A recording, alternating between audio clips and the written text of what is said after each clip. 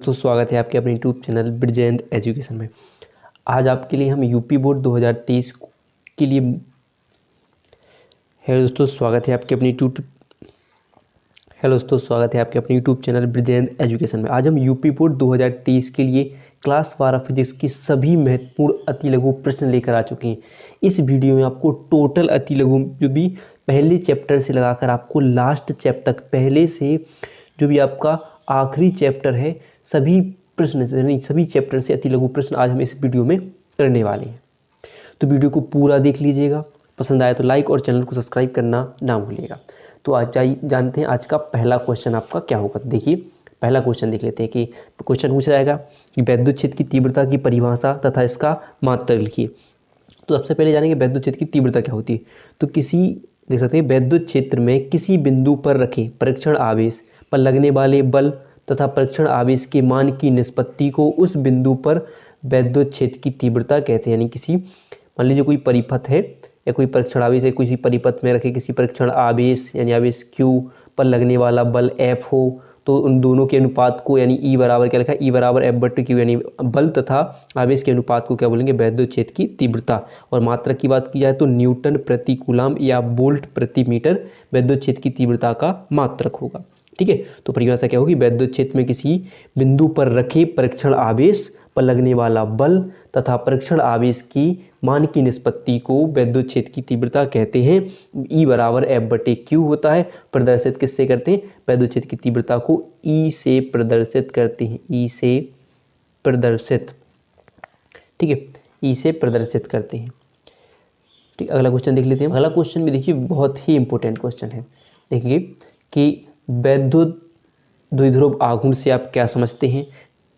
यह क्वेश्चन भी UP board में कई बार पूछा जा चुका है। जैसे वैद्युत द्विध्रुव क्या होता कि वैद्युत द्विध्रुव की किसी एक आवेश का मान तथा दोनों आवेशों के बीच की अल्पतम दूरी के गुणनफल को वैद्युत द्विध्रुव आघूर्ण कहते हैं। यानी सकते हैं कि कोई एक आवेश यानी कोई जैसे वैद्युत परिपथ रखा है, इस पर प्लस Q आवेश माइनस Q आवेश, इसकी मध्य बिंदु कोई O है, इन दोनों की दूरी यानी इसकी L और इसकी L यानी टोटल कितनी है 2L दूरी पर स्थित है। तो क्या होंगे कि इन दोनों आवेशों में किसी एक आवेश तथा दोनों आवेशों के बीच की दूरी के गुणनफल को वैद्युत द्विध्रुव आघूर्ण कहते हैं। जैसे P बराबर 2QL यानी आवेश क्या होगा, जहाँ पर आवेश क्या होगा Q आवेश और 2L क्या होगी, अल्पतम दूरी हो जाएगी। मात्रक की बात की जाए तो कूलम मीटर इसका मात्रक होगा। ठीक है, चलिए तो अगला क्वेश्चन देख लेते हैं। सभी क्वेश्चन इंपॉर्टेंट है, बस वीडियो पसंद आ रही हो तो वीडियो को लाइक करना ना भूलिएगा। अगला क्वेश्चन देख लीजिए, स्थिर वैद्युतिकी में गॉस का नियम का उल्लेख कीजिए। गॉस का नियम वेरी इंपॉर्टेंट क्वेश्चन होगा। तो गॉस का नियम क्या होगा, इस नियम के अनुसार किसी बंद पृष्ठ से गुजरने वाला वैद्युत फ्लक्स यानी फाई उस पृष्ठ द्वारा परिबद्ध कुल आवेश Q का 1/ε0 गुना होता है। किसी बंद पृष्ठ से गुजरने वाला वैद्युत फ्लक्स, किसी बंद पृष्ठ से गुजरने वाली वैद्युत बल रेखाओं की संख्या को वैद्युत फ्लक्स कहते हैं। तो किसी बंद पृष्ठ से देख सकते हैं कि किसी बंद पृष्ठ से गुजरने वाला वैद्युत फ्लक्स उस पृष्ठ द्वारा परिबद्ध कुल आवेश का 1/ε0 गुना होता है। जिसे क्या बोलते हैं, क्या हो जाता है, जो आपको गॉस का नियम हो जाता है। बात की जाए फाई E बराबर यानी जो क्या फाई क्या होगा, वैद्युत फ्लक्स होगा Q/ε0 आपका, जहाँ ε0 निर्वात या वायु की वैद्युतशीलता होती है। और इसका मान आप खुद जानते हो कि मान की बात की जाए तो 8.85 गुणे 10⁻⁻12 इसका यानी कूलम स्क्वायर बटे न्यूटन मीटर स्क्वायर इसका मात्रक होता है। ठीक है, कूलम स्क्वायर बटे न्यूटन मीटर स्क्वायर इसका मात्रक होता है। अगला क्वेश्चन देख लेते हैं। अगला क्वेश्चन होगा, देखिए वैद्युत विभव की परिभाषा दीजिए तथा इसका विमीय सूत्र लिखिए। वैद्युत विभव क्या होता है, आप देखेंगे देखिए कि वैद्युत क्षेत्र में किसी बिंदु पर वैद्युत विभव किसी धन परीक्षण आवेश को अनंत से उस बिंदु तक लाने में किया गया कार्य धन परीक्षण आवेश के मान की निष्पत्ति के बराबर होता है। यानी कह सकते हैं, या सिंपल भाषा कह सकते हैं कि किसी परीक्षण आवेश यानी कह सकते हैं किसी परिपथ में किसी परीक्षण आवेश को एक अनंत से किसी बिंदु तक लाने में किए गए कार्य को वैद्युत विभव कहते हैं। ठीक है, बात की जाए तो देखिए मात्रा की बात किया तो जूल प्रति कूलम या वोल्ट होता है। सूत्र की बात किया तो V बराबर W/Q यानी विभव को किससे प्रदर्शित करते हैं, V से प्रदर्शित करते हैं। चलिए तो अगला क्वेश्चन देख लेते हैं। चलिए देख लीजिए प्रश्न नंबर 5 है, विभव प्रवणता की परिभाषा लिखिए। विभव प्रवणता की परिभाषा लिखिए तो क्या है, वैद्युत क्षेत्र की दिशा में दूरी परिवर्तन के साथ विभव परिवर्तन की दर को विभव प्रवणता कहते हैं। यानी विभव परिवर्तन बराबर देख सकते हैं कि विभव में परिवर्तन बटे दूरी में परिवर्तन, यानी माइनस डी वी यानी बटे डी एक्स, यानी जो डेल्टा भी बटे डेल्टा एक्स, यानी जो ये डेल्टा क्या प्रदर्शित करता है परिवर्तन के लिए। तो वैद्युत विभव में परिवर्तन की देख सकते हैं, वैद्युत क्षेत्र में दूरी परिवर्तन के साथ विभव परिवर्तन की दर को विभव परिवर्तन कहते हैं। ठीक है, इसी बात अच्छे से तैयार कर लीजिए, वेरी IMP क्वेश्चन है।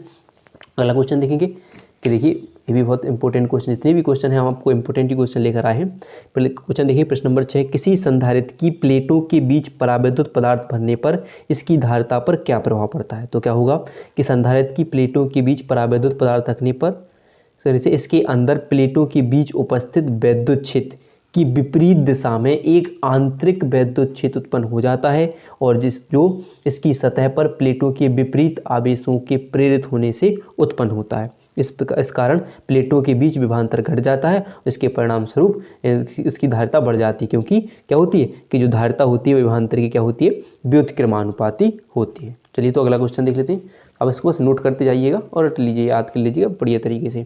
फिर देखिए, मुक्त इलेक्ट्रॉनों का अनुगमन वेग से आप क्या समझते हैं। तो मुक्त इलेक्ट्रॉनों का अनुगमन वेग क्या होता है, तो इसे तो बिल्कुल आप बहुत ही अच्छे तरीके से तैयार करेंगे कि वह वेग जिसके द्वारा चालक में मुक्त इलेक्ट्रॉन आयन से टकराते हुए बाह्य वैद्युत क्षेत्र के प्रभाव से धन सिरे की ओर आगे बढ़ते हैं, जिसे हम अपवाहन या अनुगमन वेग कहते हैं। यानी किसी वैद्युत क्षेत्र में, जैसे देखिए गोली पृष्ठ में क्या होगी, जो इलेक्ट्रॉन होंगे मुक्त इलेक्ट्रॉन जो वैद्युत क्षेत्र की विपरीत दिशा में क्या होगी, इलेक्ट्रॉन ऋण आयनों धन आयनों से टकराते हुए वैद्युत क्षेत्र की विपरीत दिशा में गति करते हैं। और वो किस वेग से गति करते हैं, अनुगमन वेग यानी VD से गति करते हैं। वही क्या होता है, जब मुक्त इलेक्ट्रॉन विद्युत क्षेत्र में धन आयनों से टकराते हुए गति करते हैं तो जो वेग उत्पन्न होता है वो कौन सा, किस वेग से गति करते हैं, अनुगमन वेग, जैसे हम लिखते हैं अनुगमन वेग को VD से प्रदर्शित करते हैं, तो वह क्या होगा, अनुगमन वेग होगा। तो आप इसे भी अच्छे से तैयार कर लीजिएगा। अगला क्वेश्चन देख लीजिए, किसी चालक के सिरों के बीच विभवांतर तथा मुक्त इलेक्ट्रॉनों के अनुगमन वेग के बीच संबंध। तो देखिए यही सूत्र होगा आपके अनुगमन वेग के लिए, तो VD बराबर EV टॉ बटे ml। यहाँ देखेंगे VD क्या होगा, इलेक्ट्रॉनों का अनुगमन वेग, B विभवांतर और टॉ शांतिकाल होगा, और L चालक की लंबाई हो जाएगी। M आप जानते हो कि M क्या होगा, आपका द्रव्यमान होगा। M क्या होगा चालक का द्रव्यमान की बात की जाए। ठीक है, हो जाएगा। तो इस संबंध फिर देख लीजिए। इसी प्रकार अगला क्वेश्चन देख लीजिए। अगला क्वेश्चन हो जाए कि विद्युत धारा तथा अनुगमन वेग में संबंध। तो विद्युत धारा का अनुगमन वेग में संबंध क्या होता है, I बराबर NEAVD विद्युत धारा तथा अनुगमन वेग में संबंध है, जहाँ N क्या होता है, एकांक आयतन में मुक्त इलेक्ट्रॉनों की संख्या, A क्या होगा, अनुप्रस्थ काट या परिच्छेद क्षेत्रफल, E इलेक्ट्रॉनों पर आवेश, और VD अनुगमन वेग होता है। और I आप जानते हो कि I आपकी क्या होगी, धारा होगी। ठीक है, I क्या हो जाएगी, आपकी धारा हो जाएगी। चलिए तो अगला क्वेश्चन देखिए, प्रश्न नंबर 10 है, आवेश की गतिशीलता की परिभाषा बताइए तथा इसका मात्रक लिखिए। तो आवेश की गतिशीलता की परिभाषा क्या होगी कि किसी आवेश वाहक की गतिशीलता वह अपवाह वेग है जो उसके द्वारा एकांक वैद्युत क्षेत्र से प्राप्त किया जाता है। इसे क्या कहते हैं, इसे म्यू से प्रदर्शित करते हैं, और म्यू बराबर VD बटे E, यानी किससे, कि जो अनुगमन वेग है, देख सकते हैं कि वह किसी आवेश वाहक की गतिशीलता का वह अपवाह वेग यानी अनुगमन वेग VD जो उसकी एकांक वैद्युत क्षेत्र से प्राप्त किया जाता है। तो एकांक वैद्युत क्षेत्र क्या होगा, E, तो इससे यानी म्यू बराबर VD बटे E, यानी मात्रा क्या होगा इसका, मीटर स्क्वायर प्रति वोल्ट सेकंड इसका मात्रक हो जाएगा, और क्या कहलाएगी, गतिशीलता। तो आप इसे भी अच्छे से बिल्कुल अच्छे तरीके से तैयार कर दिए, नोट करते जाइए, जितने भी क्वेश्चन है सभी इंपॉर्टेंट है। अगला देख लीजिए, अनओमीय प्रतिरोध से आप क्या समझते हैं। तो अनओमीय प्रतिरोध क्या होता है कि वह प्रतिरोध जो ओम के नियम का पूर्णतः पालन नहीं करते हैं उन्हें अनओमीय प्रतिरोध कहते हैं। जैसे विद्युत बल्ब का तंतु या डायोड क्या कहते हैं, क्या होते हैं, अनओमीय प्रतिरोध होते हैं, जो क्या करते हैं कि ओम के नियम का, बिल्कुल ओम का नियम जानते हो कि इस नियम के अनुसार विभवांतर और धारा की क्या होता है, अनुक्रमानुपाती होता है। यानी चालक की तार में धारा प्रवाहित की जाए तो उसमें उत्पन्न विभवांतर उसकी धारा की अनुक्रमानुपाती होता है। तो ये जो पूर्णता पालन नहीं करता है, यानी जो अनोमीय परिपथ क्या होता है, अनोमीय प्रतिरोध क्या होता है, जो ओम के नियम का बिल्कुल भी पालन नहीं करता है, वे क्या कहलाते हैं, अनोमीय प्रतिरोध कहलाते हैं। जैसे देखिए विद्युत बल्ब या का तंतु या डायोड बल्ब। ठीक है, तो अगला क्वेश्चन देख लेते हैं। अगला क्वेश्चन होगा, देखिए अब व्हीटस्टोन सेतु की संतुलन सिद्धांत की शर्त, बीटस्टोन सेतु की संतुलन सिद्धांत की शर्त क्या होगी, P/Q बराबर R/S, यानी बीटस्टोन सेतु एक ऐसा परिपथ होता है जिसकी सहायता से हम एक अज्ञात प्रतिरोध की गणना कर सकते हैं। जहाँ पर देखिए P/Q और R/S क्या होगी, इसकी संतुलित शर्त होगी। अगर आपके लिए PQR दिया हो और आपके लिए S नहीं दिया हो तो हम इस सूत्र से निकाल सकते हैं। ठीक है, तो यह असंतुलन की इसकी शर्त हो जाएगी। ये दोनों, ये सब तीनों क्या है, अज्ञात प्रतिरोध है। अगला क्वेश्चन देख लीजिए, किसी सेल के आंतरिक प्रतिरोध से आप क्या समझते हैं, सेल का आंतरिक प्रतिरोध क्या होता है।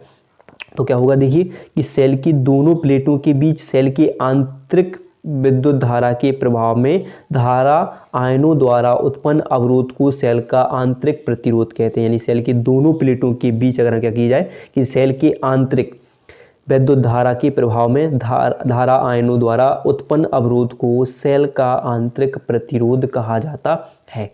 तो ध्यान रहेगा कि सेल का आंतरिक प्रतिरोध क्या होगा, तब इसे लिख लीजिएगा, नोट करते जाइएगा। फिर देखिए एप्सिलॉन 0 और इंटू म्यू 0 का विमीय सूत्र क्या होगा, तो L-² और T, ठीक है, L-2 और T2 क्या होगा, इसका विमीय सूत्र हो जाएगा। ठीक है, तो देख बस जो पूछ रहे हैं उसको हम आराम से लिखते जाएंगे। फिर देखिए अगला क्वेश्चन है आपका कि किसी लंबी धारावाही परिनालिका के भीतर अभितरी अक्ष पर स्थित बिंदु पर चुंबकीय बल क्षेत्र का सूत्र लिखिए। तो क्या होगा, B बराबर μ0 NI/L, या फिर लिख सकते हैं μ0 बराबर NLI बराबर μ0 NI, जिसका मात्रा होगा न्यूटन प्रति एम्पियर मीटर। यहाँ पर जो n की बात की रहे, n जो n स्मॉल n, ठीक है, जहाँ जो स्मॉल n बराबर होगा जो N/L, यानी परिनालिका की प्रति मीटर लंबाई में फेरों की संख्या होगी, प्रति मीटर लंबाई में फेरों की संख्या होगी।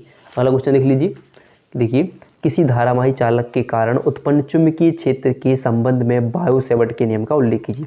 तो आपने पढ़ा हो किसी के बायो-सेवर्ट का नियम क्या होता है, कि आपने पढ़ा होगा कि अगर देखें क्या करेंगे कि किसी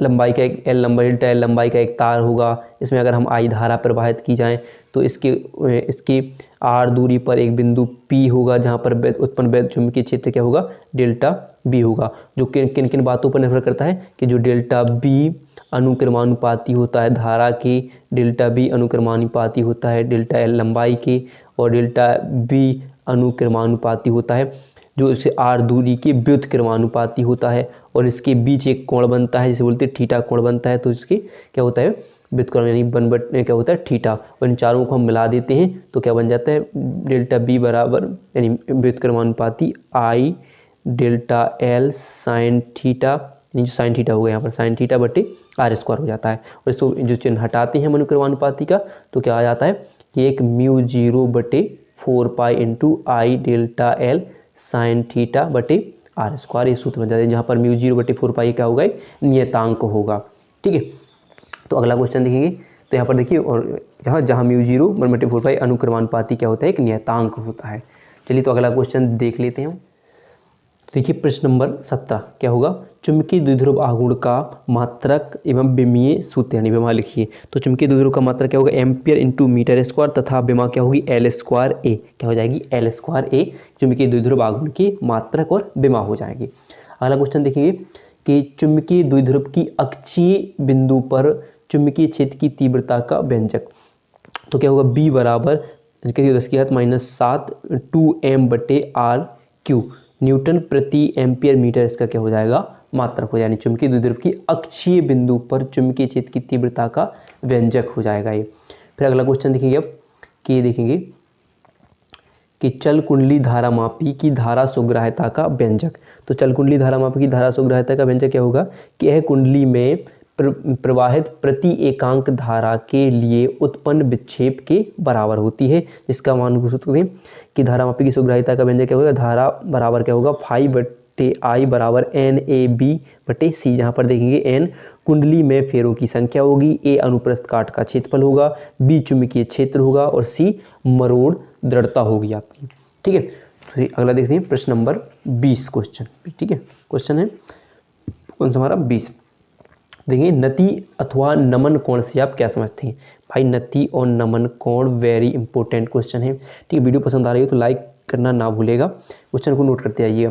फिर देखिए नति अथवा नमन कोण, किसी स्थान पर चुंबकीय यामोत्तर में स्वतंत्रता पूर्वक लटकी हुई चुंबकीय सुई की अक्ष द्वारा क्षैतिज दिशा में बनाया गया कोण उस स्थान पर नति अथवा नमन कोण कहलाता है। यानी जो देख सकते हैं कि आपने एक चित्र देखा होगा, जो यहाँ पर ऐसे चित्र बनाया गया है, इसे देख सकते हैं यहाँ पर ऐसे जो क्षैतिज दिशा में यहाँ पर देखिए जो कोण बन रहा होगा, यहाँ पर जो कोण बनेंगे, यहाँ पर एक बनाया कि नमन कोण, क्षैतिज, ऊर्ध्वाधर घटक, भौगोलिक यामत्तर, चुंबकीय यामत्तर, इनके बीच बनने वाला कोण क्या होगा आपका, इसने किसी स्थान पर चुंबकीय यामत्तर में स्वतंत्रतापूर्वक लटकी हुई सुई और इसकी अक्ष की दिशा में बनाया गया कोण क्या कहलाएगा, नति अथवा नमन कोण कहलाएगा। ठीक है, अगला क्वेश्चन देखिए, किसी स्थान पर नति कोण पृथ्वी के चुंबकीय क्षेत्र में क्षैतिज ऊर्ध्वाधर घटकों में संबंध बताइए। तो सूत्र देखिए, क्षैतिज व ऊर्ध्वाधर घटकों के बीच संबंध क्या, v बराबर h tan थीटा, जहाँ पर देंगे v होगा आपका ऊर्ध्वाधर घटक और h क्या हो जाएगा आपका क्षैतिज घटक और tan थीटा आपका नमन कोण के बीच में संबंध हो जाएगा। ठीक है, फिर देखिए यहाँ पर देख सकते हैं कि जो पृथ्वी के चुंबकीय h क्या होगा आपका पृथ्वी के चुंबकीय क्षेत्र का क्षैतिज घटक हो जाएगा, v पृथ्वी के चुंबकीय क्षेत्र का ऊर्ध्वाधर घटक और थीटा क्या होगा नति कोण या अथवा नमन कोण कह सकते हैं आप। ठीक है, अगला क्वेश्चन देखिए, लेंज का नियम, प्रश्न नंबर 22, वैद्युत चुंबकीय प्रेरण का लेंज का नियम। तो किसी परिपथ में प्रेरित विद्युत वाहक बल अथवा प्रेरित धारा की दिशा सदैव ऐसी होती है कि यह उस कारण का विरोध करता है जिससे वह स्वयं उत्पन्न होती है, इसे लेंज का नियम कहते हैं। यानी किसी परिपथ में प्रेरित विद्युत वाहक बल की दिशा सदैव ऐसी होती है कि यह उसी कारण का विरोध करता है जिससे वह स्वयं उत्पन्न होता है। ठीक है, इसे क्या कहेंगे, लेंज का नियम कहते हैं। ठीक है, तो कैसे होगी कि वो जिससे उत्पन्न होगा उसी का क्या करेगा, वह विरोध करेगा। और भंवर धाराएं, क्वेश्चन देखिए, भंवर धाराएं भी छोटे छोटे से क्वेश्चन आपके एक नंबर में पूछ ले जाते हैं। भंवर धाराएं क्या होती है, तो यदि किसी धातु की मोटी प्लेट को चुंबकीय क्षेत्र में गतिशील किया जाए, यानी कि धातु की मोटी प्लेट को चुंबकीय क्षेत्र में गतिशील किया जाए तो प्लेट से संबद्ध चुंबकीय फ्लक्स में परिवर्तन के कारण प्रेरित धाराओं को भंवर धारा कहते हैं। चुंबकीय हम क्या करेंगे कि किसी धातु को चुंबकीय क्षेत्र में रखकर उसमें उसके लिए घुमाया जाए तो उसमें चुंबकीय फ्लक्स में क्या हो जाएगा, परिवर्तन हो जाएगा, और चुंबकीय फ्लक्स में परिवर्तन के कारण क्या उत्पन्न होगी, प्रेरित धाराएं होगी, तो उसे क्या बोलेंगे हम, भंवर धाराएं कहते हैं। ठीक है, भंवर धाराएं कहते हैं। चलिए अगला क्वेश्चन देखते हैं। चलिए देख लीजिए प्रश्न नंबर 24, LCR प्रत्यावर्ती धारा परिपथ में प्रतिबाधा का सूत्र लिखिए। तो देख सकते हैं कि Z बराबर √R² plus XL minus XC into R² क्या होगा प्रतिबाधा, और किसके लिए, प्रतिबाधा के लिए सूत्र होगा। यानी जो LCR प्रत्यावर्ती धारा परिपथ में प्रतिबाधा का सूत्र क्या होगा, Z बराबर √R² plus XL minus XC² क्या होगा उसका सूत्र हो जाए। अगला क्वेश्चन देखिए, विद्युत चुंबकीय स्पेक्ट्रम में सबसे अधिक तथा सबसे कम तरंगदैर्घ्य की तरंगों के नाम लिखिए। तो सबसे अधिक तरंगदैर्घ्य की तरंगें रेडियो तरंगें तथा सबसे कम तरंगदैर्घ्य की तरंगें क्या होती, गामा किरणें होती हैं। तो सबसे अधिक तरंगें कौन सी होती है, रेडियो तरंगें, और सबसे कम कौन सी होती है, देख सकते हैं कि आपकी गामा किरणों की सबसे कम तरंगदैर्घ्य होती है। ठीक है, चलिए अगला क्वेश्चन देख लेते हैं। क्वेश्चन नंबर 26 होगा, वैद्युत चुंबकीय तरंगों की स्पेक्ट्रम की आवृत्ति के बढ़ते हुए क्रम में लिखिए। तो देखिए क्या होगी कि रेडियो तरंगें, माइक्रो तरंगें, अवरक्त विकिरण, दृश्य विकिरण, पराबैंगनी विकिरण, एक्स किरणें तथा गामा किरणें जो वैद्युत चुंबकीय तरंगों के स्पेक्ट्रम का बढ़ता हुआ क्रम होगा। देखिए प्रश्न नंबर 27 होगा, एकल गोलीय पृष्ठ पर प्रकाश के अपवर्तन का सूत्र लिखिए। ये क्वेश्चन कई बार पूछा जा चुका है। ठीक है, ऐसे ही पूछा जाता है। तो देखिए क्या होगा, NV-1/u बराबर, देखिए NV-1/u बराबर n-1/r, जहाँ u क्या होगा पृष्ठ से वस्तु की दूरी, r पृष्ठ की वक्रता त्रिज्या और n पहले माध्यम के सापेक्ष दूसरे माध्यम का अपवर्तनांक होगा, और v आप जानते हो प्रतिबिंब की दूरी हो जाएगी। ठीक है, अगला क्वेश्चन देख लीजिए कि अगर क्वेश्चन हो जाएगा कि किसी लेंस की फोकस दूरी किन किन बातों पर निर्भर करती है। तो किसी पतले लेंस के लिए, यानी पतले लेंस के अपवर्तन सूत्र से देखिए 1/f बराबर n-1, 1/r1 माइनस 1/r2 के अनुसार लेंस की फोकस दूरी लेंस के पृष्ठों की वक्रता त्रिज्या तथा लेंस के पदार्थ के अपवर्तनांक तथा उसके प्रकाश की तरंग पर निर्भर करती है। ठीक है, किस पर निर्भर करती है, प्रकाश की तरंग पर निर्भर करती है। चलिए अगला क्वेश्चन देखिए कि किसी लेंस से प्रकाश के अपवर्तन के लिए न्यूटन का सूत्र लिखिए, प्रयुक्त संकेताक्षरों के अर्थ बताइए। तो न्यूटन का सूत्र क्या होगा, x डैश बराबर f डैश क्या होगा उसका सूत्र होता है, न्यूटन का सूत्र होता है, जहाँ पर x डैश क्या होगा लेंस के प्रथम फोकस से वस्तु की दूरी, और x क्या होगा लेंस से द्वितीय फोकस से वस्तु की दूरी, और एफ व एफ डैश क्या होगा, लेंस के प्रथम व द्वितीय फोकस दूरी हो जाएगी। ठीक है, अगला क्वेश्चन देखिए कि क्वेश्चन होगा प्रिज्म के अपवर्तनांक यानी प्रिज्म के पदार्थ के अपवर्तनांक का सूत्र लिखिए और प्रयुक्त प्रतीकों का अर्थ बताइए। तो सूत्र क्या होगा, n बराबर साइन ए प्लस जो डेल्टा m बराबर बटे 2 होगा बटे साइन ए बटे 2। एक इसका सूत्र होगा लेंस प्रिज्म के पदार्थ के अपवर्तनांक का सूत्र होगा, जहाँ पर ए क्या होगा प्रिज्म कोण, डेल्टा m क्या होगा आपका न्यूनतम विचलन कोण, और n क्या होगा आपका अपवर्तनांक होगा। ठीक है, चलिए तो अगला क्वेश्चन देखते हैं। प्रश्न नंबर 31, किसी पतले प्रिज्म द्वारा उत्पन्न न्यूनतम विचलन कोण तथा कोणीय विक्षेपण के लिए सूत्र। तो देखेंगे कि न्यूनतम विचलन कोण के लिए सूत्र क्या होगा, डेल्टा, जैसे कि जो डेल्टा एम बराबर n-1 a किसके लिए हो जाएगा, न्यूनतम विचलन कोण के लिए, जहाँ ए प्रिज्म कोण और n प्रिज्म के पदार्थ का अपवर्तनांक होगा। और कोणीय विक्षेपण के लिए क्या होगा, थीटा बराबर nb माइनस nr क्या होगा a हो जाएगा, ब्रैकेट के बाहर क्या होगा a। तो यहाँ जो एन वी होगा बैगनी रंग के लिए अपवर्तनांक, एन आर होगा लाल रंग के लिए अपवर्तनांक, और ये आप पढ़ चुके हो कि प्रिज्म कोण होगा। ठीक है, अगला क्वेश्चन देखिए प्रश्न नंबर 31, मानव नेत्र की सामान्य क्षमता क्या है। तो नेत्र द्वारा फोकस दूरी को समायोजित यानी अपने आवश्यकता अनुसार परिवर्तित करना, जितना उसके लिए जरूरी है उतनी फोकस दूरी को परिवर्तित करना, यानी तो देखिए नेत्र द्वारा फोकस दूरी को समायोजित करने की क्षमता मानव नेत्र की सामान्य क्षमता कहलाती है। ठीक है, अगला बढ़ते हैं प्रश्न नंबर 33 क्वेश्चन है क्वेश्चन 33, तरंगार्ग को परिभाषित कीजिए। क्या है, तरंगार्ग की परिभाषा। तो किसी माध्यम में समान कला की स्थिति में रहने वाले कणों को स्पर्श करने वाली काल्पनिक सतह को तरंगार्ग कहा जाता है। क्या कहा जाता है कि किसी माध्यम में समान कला, जैसे में ईथर मीथर की परिकल्पना की गई थी, उसी के आधार बताया कि अभी कोई मतलब ईथर क्या होते कम तरंगार्ग की स्थिति में क्या होती है, समान कला में स्थित रहते हैं, उनकी जो स्पर्श करें यानी जो इनको स्पर्श कराने वाली रेखाएं क्या होंगी, वे सब क्या कहलाएंगी, तरंगार्ग कहलाएंगी। ठीक है, तो ठीक है, अगला क्वेश्चन देख लेते हैं। प्रश्न नंबर 34 क्वेश्चन होगा। ठीक है, कला संबद्ध स्रोत से आप क्या समझते हैं। कला संबद्ध स्रोत से आप क्या समझते हैं, तो क्या होगा, ऐसे स्रोत जिनके बीच कालांतर समय के साथ नियत रहता है कला संबद्ध स्रोत कहलाते हैं। जैसे देखिए ऐसे स्रोत जिनके बीच कालांतर समय के साथ नियत रहता है क्या कहलाते हैं, कला संबद्ध स्रोत कहलाते हैं। ऐसे दो कला संबद्ध स्रोतों की स्थायी व्यतीकरण द्वारा, यानी दो कला संबद्ध कहाँ से प्राप्त होते हैं, तो स्थायी व्यतीकरण प्राप्त किया, दो कला संबद्ध स्रोत से क्या किया जाता है, स्थायी व्यतीकरण प्राप्त किया जा सकता है। ठीक है, क्वेश्चन देखिए 35, तो दहली आवृत्ति से आप क्या समझते हैं। दहली आवृत्ति क्या होती है, तो प्रकाश की वह न्यूनतम आवृत्ति जिसके कारण धातु के पृष्ठ से प्रकाश इलेक्ट्रॉन उत्सर्जित होते हैं। इससे कम आवृत्ति के प्रकाश से धातु से कोई भी प्रकाश इलेक्ट्रॉन उत्सर्जित नहीं होते, अतः यह आवृत्ति एक विशेष महत्व रखती है। तो क्वेश्चन ऐसे कि किसी धातु के पृष्ठ से, कोई मान लीजिए कोई धातु का पृष्ठ है, अगर इसमें हम किसी प्रकाश को डालें और इससे क्या होगा, इलेक्ट्रॉन उत्सर्जन होगा, यानी किसी धातु पर प्रकाश को डालने, किसी प्रकाशीय किरणों को डालने पर धातु से क्या होंगे, मुक्त इलेक्ट्रॉन उत्सर्जित होंगे, इलेक्ट्रॉन निकलने लगे, तो यह क्रिया क्या कहलाती है, प्रकाश विद्युत प्रभाव कहलाती है। और इसी के लिए किसने बताया, देखेंगे कि प्रकाश की वह न्यूनतम आवृत्ति, वह न्यून यानी कम से कम आवृत्ति जिसके कारण क्या कर सके, वो किसी धातु से इलेक्ट्रॉन को निकाल सके, उत्सर्जित कर सके, वह क्या कहलाएगी, दहली आवृत्ति। अगर इससे कम है कोई प्रकाश होगा तो इलेक्ट्रॉन उत्सर्जित नहीं होंगे। ठीक है, अगला क्वेश्चन देखिए आप, प्रश्न नंबर 36 क्वेश्चन देखिए। प्रश्न नंबर कौन सा है, 36 के प्रकाश वैद्युत कार्यफलन यानी प्रकाश वैद्युत कार्यफलन का अर्थ बताइए। तो जैसा दहली आवृत्ति का कार्य था सेम इसका ऐसे कि वह न्यूनतम ऊर्जा जो किसी धातु के पृष्ठ से इलेक्ट्रॉन को क्या कर सके, उत्सर्जित कर सके या निकाल सके, उत्सर्जन करने के लिए आवश्यक होती है, वह क्या कहलाती है, उसका प्रकाश वैद्युत कार्यफलन कहलाती है। जैसे इसे हम W से प्रदर्शित करते हैं, सूत्र हो जाएगा W बराबर HV0, और जहाँ की बात करें V0 बराबर क्या होता है, यानी V0 क्या होती है, आपकी तरंगदैर्घ्य होती है, आवृत्ति होती है, तो C बराबर क्या होती है, लैम्डा। तो हम क्या करेंगे, V0 की जगह क्या लिखेंगे, C बटे लैम्डा हम लिख देंगे, तो क्या होगा W बराबर HC बटे लैम्डा, किसके लिए हो जाएगा, आपके आकार फलन के लिए सूत्र बन जाएगा। ठीक है, चलिए तो अगला क्वेश्चन देख लेते हैं। देखिए तो क्वेश्चन नंबर 37 होगा कि दहली आवृत्ति तथा कार्यफलन में संबंध। तो हम अभी हाल पढ़ चुके हैं कार्यफलन के लिए, तो W बराबर HV0, जहाँ देखेंगे V0 दहली आवृत्ति और H क्या होगा, प्लांक नियतांक हो जाएगा। ठीक है, अगला देखेंगे कि फोटोन की ऊर्जा तथा संवेग में संबंध। तो फोटोन की ऊर्जा यानी संवेग क्या होगा, P बराबर E बटे C। P क्या होगा आपका फोटोन, E विद्युत की क्षेत्र की ऊर्जा, और C क्या होगा आपका प्रकाश की चाल होगी।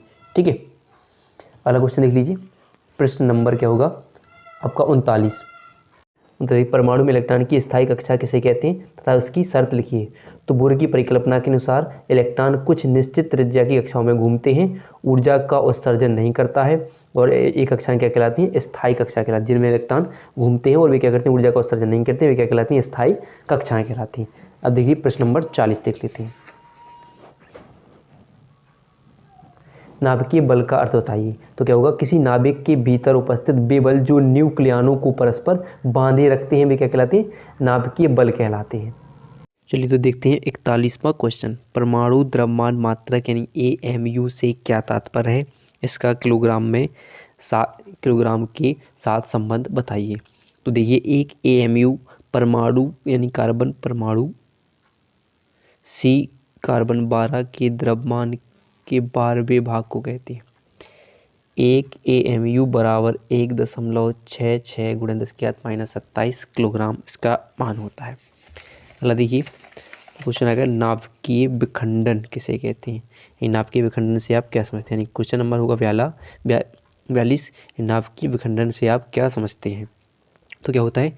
जब किसी भारी नाभिक पर हम मंद न्यूट्रॉनों की बमबारी की यानी संघट्ट कराते हैं तो वह नाभिक लगभग 2 या 2 से अधिक छोटे नाभिकों में टूट जाता है, जिसे क्या कहा जाता है? कि नाभिकीय विखंडन है। देख सकते हैं कि जब किसी भारी नाभिक पर तीव्रगामी न्यूट्रॉन का संघट्ट करते हैं तो वह नाभिक लगभग 2 या 2 से अधिक भागों में टूट जाता है। तो नाभिक टूट जाता है। इस प्रकार नाभिक के टूटने की प्रक्रिया नाभिकीय विखंडन कहलाती है। ऐसे देखते हैं कि जो न्यूट्रॉन है वो यूरेनियम पर जब यूरेनियम की नाभिकीय विखंडन किया जाता है तो वह बोरॉन और क्रिप्टॉन में टूट जाता है और साथ में बहुत मतलब अधिक मात्रा में ऊर्जा उत्पन्न होती है। फिर अगला क्वेश्चन देखिए 43वां क्वेश्चन होगा, नाभिकीय रिएक्टर में कौन सी घटना होती है? तो नाभिकीय रिएक्टर में नाभिकीय विखंडन की क्रिया होती है। चलिए तो अगला क्वेश्चन देख लेते हैं। तो देखिए क्वेश्चन नंबर 44, ठोसों में उपस्थित ऊर्जा बैंडों के नाम बताइए। ठोसों में पे कौन सा बैंड होता है? चालन बैंड और संयोजी बैंड होते हैं। कौन से? चालन बैंड और संयोजी बैंड होते हैं।